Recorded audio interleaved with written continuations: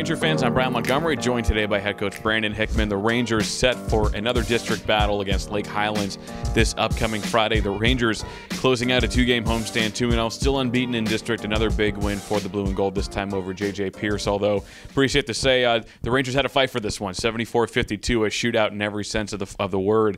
Just talk about the team's ability to keep going stroke for stroke with the Mustangs and pick up another big win here at home.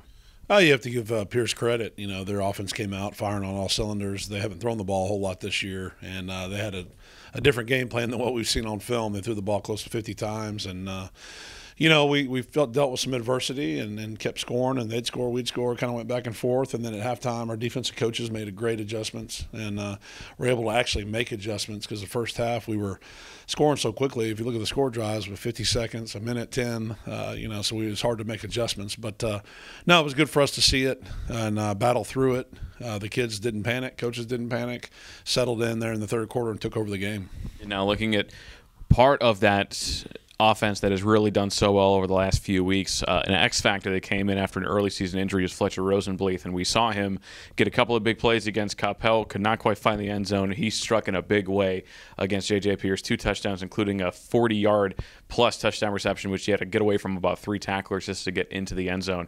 Talk about the impact that he makes and how it takes some of that pressure off of Evan or John or Connor that can allow them to have that more open space to get to the end zone. I mean, he's a guy that's, very versatile, shifty. He gets the ball in his hands. He's going to make things happen. I thought he had a great run on the screen. We were all blocking to the right there, and he decided to cut it back. And so he does some things, some dynamic things like that. And one of our pass plays kind of broke down a little bit, and Jacob was able to scramble. And, he ended up getting across the field and making a big play on that touchdown, and then just kind of outrun the guy on the sideline there. So he gives us that threat, that deep threat that we need.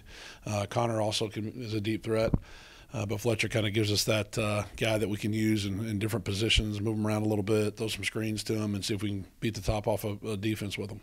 And now on defense, Jack Metz, Andrew Miskell, both with outstanding games. We saw Pierce Strong, sophomore, get a pick against the Mustangs along with Hank Bitterman. Just to see, once again, especially in that second half, you mentioned the halftime adjustments. You saw a completely different Ranger defense come out in that second half against Pierce. We did. They had a few plays that they were running, and we figured out how to stop them. And, I thought Miskell gave us a great pass rush in the second half. He had, I think, 3.5 sacks.